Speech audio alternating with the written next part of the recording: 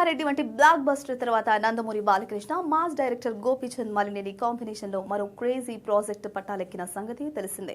Balayya career లో 111వ సినిమాగా తెరకెక్కుతున్న ఈ చిత్రం ముంబై నేపథ్యంలో సాగే పవర్ఫుల్ యాక్షన్ కథాంశంతో రూపొందుతుంది. వృద్ధి సినిమాస్ పతాకంపై వెంకట సతీష్ కిలారు ఈ భారీ కమర్షియల్ చిత్రాన్ని ఎక్కడా కాంప్రమైజ్ కాకుండా నిర్మిస్తున్నారు. కాగా చిత్ర యూనిట్ త్వరలోనే ముంబైలో ఒక లాంగ్ షెడ్యూల్ ను ప్లాన్ చేసింది.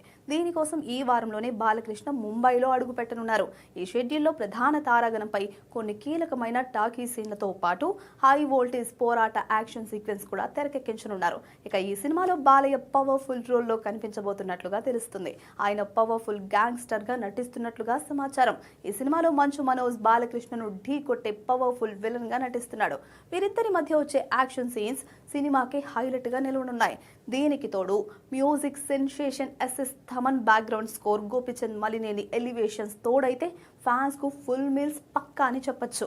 మరోవైపు ఈ మాస్ కమర్షియల్ ఎంటర్టైనర్ తో పాటు బాలయ్య తన తదుపరి చిత్రాన్ని స్టార్ డైరెక్టర్ కొరటాల శివతో లైన్ లో పెట్టారు. వచ్చే నెలలో ఈ సినిమా గ్రాండ్ గా లాంచ్ కానుంది.